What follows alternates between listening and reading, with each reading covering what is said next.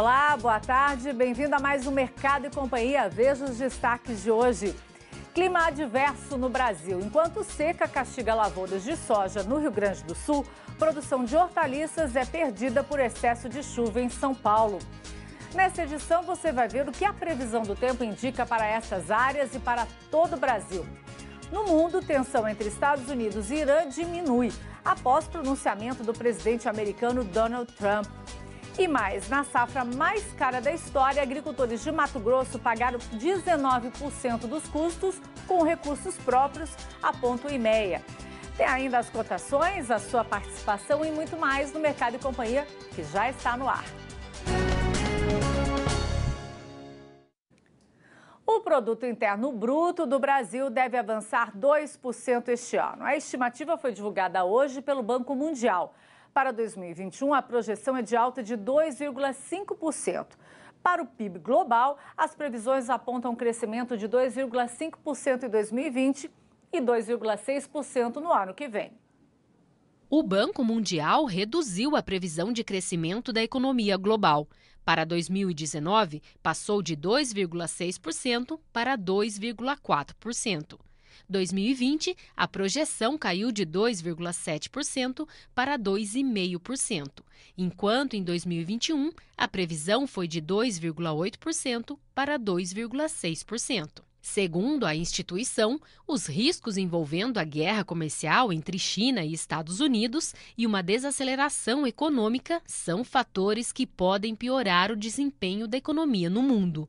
Já para o Brasil, a estimativa para 2019 saiu de 1,5% para 1,1%.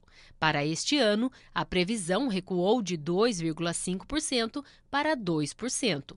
Em 2021, a estimativa de crescimento foi de 2,3% para 2,5%. De acordo com a instituição, o PIB brasileiro em 2019 foi afetado por alguns fatores, como a tragédia na barragem da Vale, em Brumadinho, em janeiro, e pelo fraco desempenho no mercado de trabalho.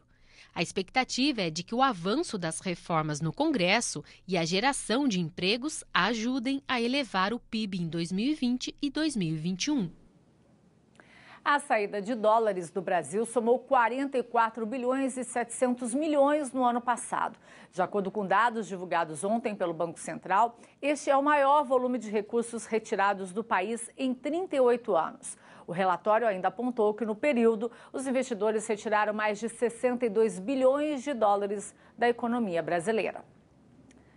E a gente vai conversar com o nosso comentarista Miguel Daúde, que já está aqui com a gente. Boa tarde, Daúde, tudo bom? Bem-vindo. Obrigado, boa tarde, Kelly, boa tarde a todos. E a gente quer falar justamente sobre, diante desses dados da projeção aí do crescimento para o PIB do Brasil neste ano, é a maior saída de dólares aí nos últimos 38 anos. A gente quer saber qual que é o cenário aí que se desenha para a economia brasileira, Daúde.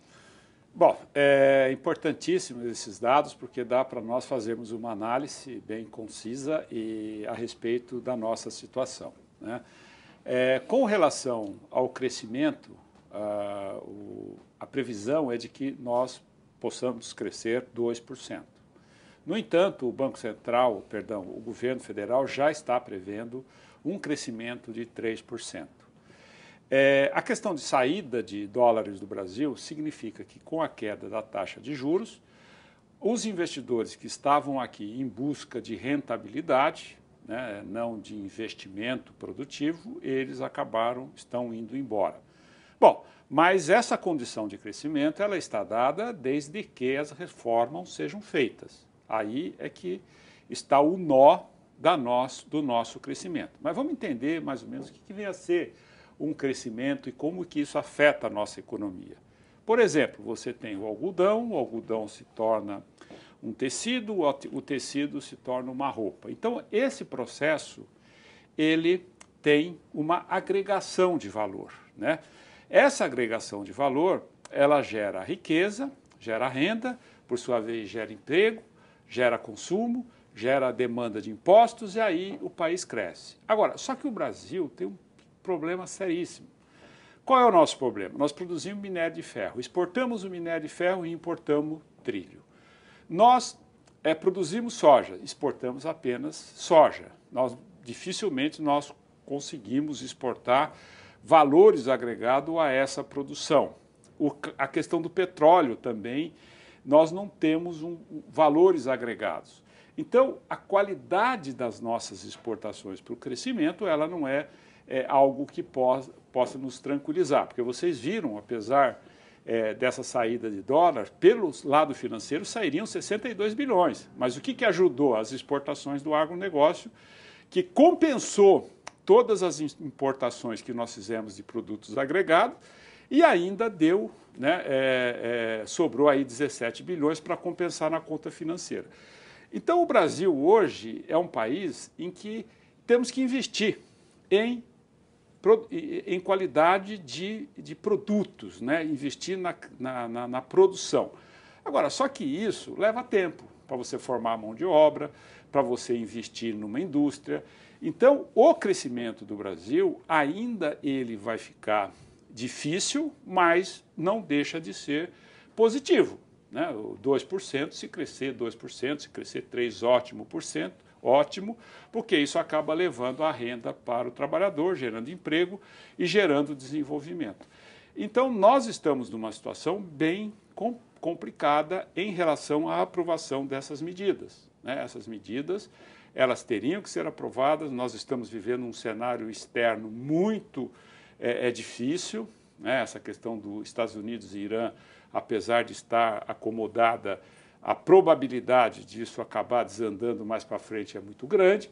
Então, evidentemente, eu acho que é positivo, porque o Brasil vem aí com saldo ainda negativo de crescimento desde a crise que nós estamos vivendo recente. É uma lição aí que a gente não está conseguindo fazer, né, Daúde, que é agregar valor aos produtos que a gente produz aqui no Brasil, né? Que isso poderia melhorar bastante, né, a nossa situação. Você coloca uma coisa importante, Kelly. Se nós pegarmos tudo que nós exportamos, pusermos numa balança, né, pesar e dividir pelo valor que nós arrecadamos, nós, em média, temos aí $1,80 por quilo. Agora, se nós pegarmos tudo que nós importamos, pesarmos, pusermos numa balança e dividir pelo que nós pagamos, isso chega a dar mais de $2, $3 mil. Então você vê que a qualidade das nossas exportações, ela não gera a riqueza, ela não distribui a riqueza como deveria distribuir. Então é nesse sentido que nós temos que investir, agregar valor à nossa produção. Porque aí nós conseguimos mais renda, mais emprego, mais impostos e mais crescimento. Muitas vezes a gente produz aqui, o produto vai lá para fora e volta para a gente compra esse produto de novo, no caso do né? minério de ferro, nós exportamos minério de ferro para a China e compramos trilho. Então, quer dizer, da China nós exportamos o quê? Matéria-prima e compramos os produtos manufaturados. Então a riqueza está toda lá. Se você pegar hoje meia dúzia de um chipzinho da Intel de alta tecnologia, ele vale mais que um navio de minério de ferro. Então você vê onde está, nos chips está a inteligência, a capacidade, a educação, a geração, né, a tecnologia. Então nós temos que partir para isso. Mas agora, olha, não vamos pensar alto, vamos pôr o pé no chão. Eu acho que o Brasil não tem saída para o crescimento a não ser pela agropecuária. É aí que está. E outra coisa, a agropecuária será beneficiada do mercado interno, porque o mercado interno tem uma demanda reprimida muito grande. Então o que nós precisamos fazer esse país crescer, porque aí é a saída que nós temos. Produtores rurais no Brasil estão enfrentando situações climáticas diferentes que impactam aí o desenvolvimento de algumas culturas. Enquanto lá no Rio Grande do Sul a estiagem castiga a atual safra de soja, em São Paulo plantações de hortaliças são perdidas pelo excesso de chuva.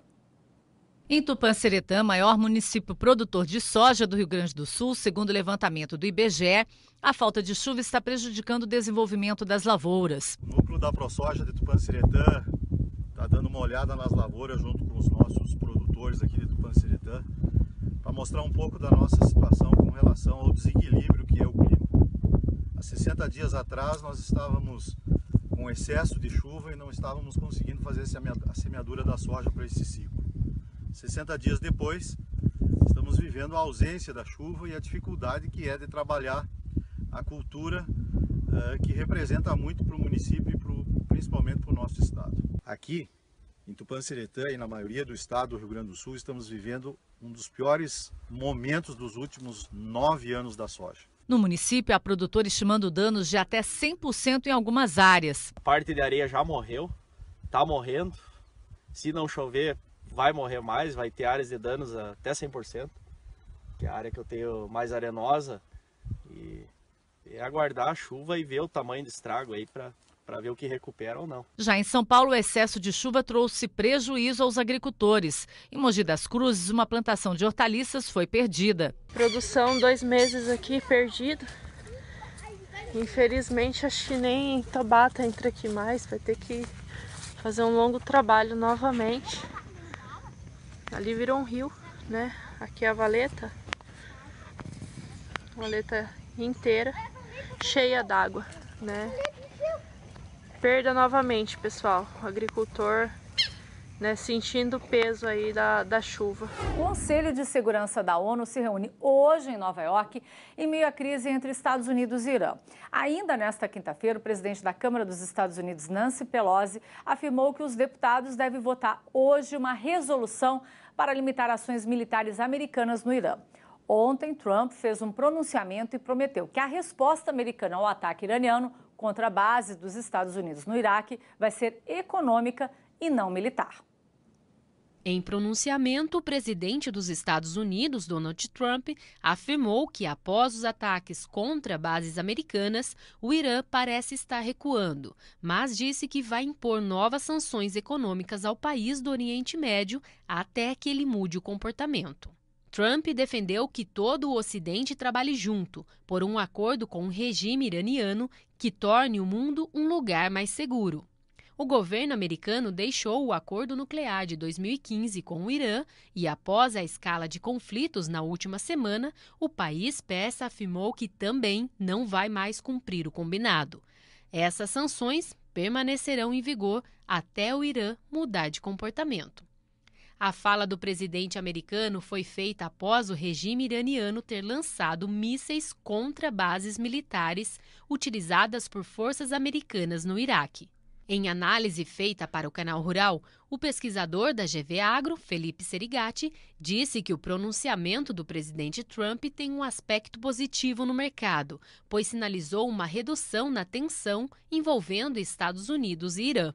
Com isso, o temor de petróleo mais caro, que levaria os custos de produção para quase todos os setores, ficou menor. Do lado econômico, o pronunciamento do Trump de fato trouxe boas notícias, ou pelo menos não trouxe más notícias.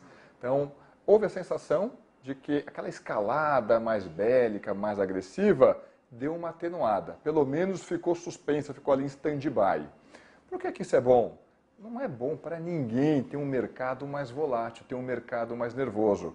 Por exemplo, preço do petróleo subindo fortemente, pior que subir fortemente, com volatilidade, ora subindo, ora caindo, não é bom para ninguém. Esse discurso mais ponderado ou jogando mais a responsabilidade ou a estratégia para a solução desses atritos pelas vias diplomáticas fez com que o mercado se acalmasse. Preço do barril do petróleo teve uma leve queda.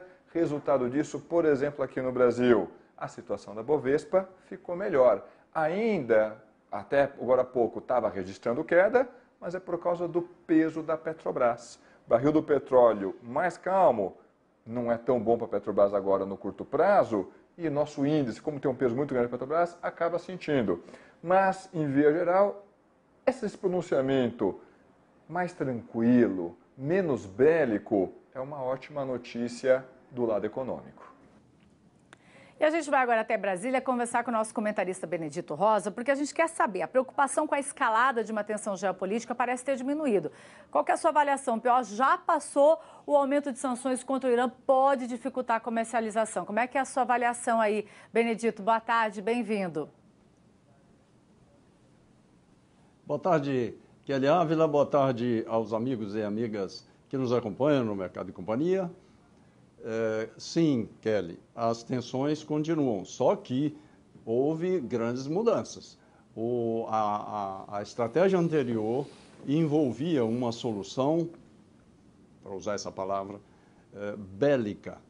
E o mundo inteiro reagiu negativamente a essa possibilidade porque causaria um transtorno muito grande para todos, a começar pela economia mundial, que não está em condições de absorver uma crise desse tamanho, e também os riscos de perda de controle de uma guerra com todo o potencial militar e até atômico que envolve aquela região conturbada. E essa possibilidade que chegou perto a partir do dia 3, com a execução do maior comandante militar das forças xiitas no Oriente Médio, que atua desde o Líbano até o Iêmen e que tinha muito prestígio, inclusive dentro do Iraque.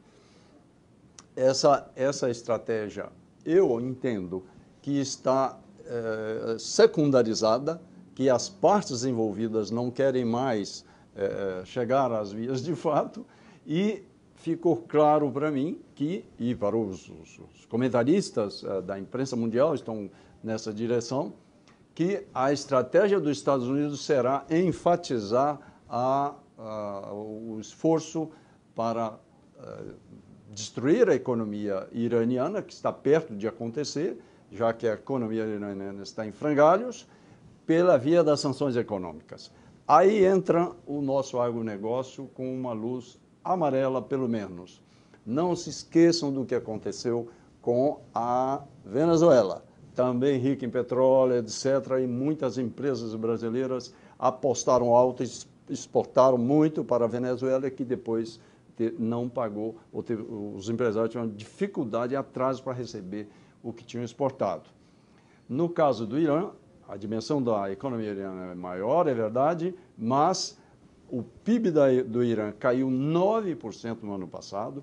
Há meses atrás, manifestações de rua no Irã contra a pobreza, o desemprego e a inflação. Esse quadro, eu entendo, é que os Estados Unidos vai aproveitar para encurtar a vida do regime iraniano, com tudo o que isso possa implicar. Então, para o agronegócio brasileiro, para as exportações, atenção, o desastre foi afastado, mas a tensão e as dificuldades comerciais continuarão, porque as sanções econômicas implicam em mais dificuldade para empresas e países que fazem negócio com o Irã.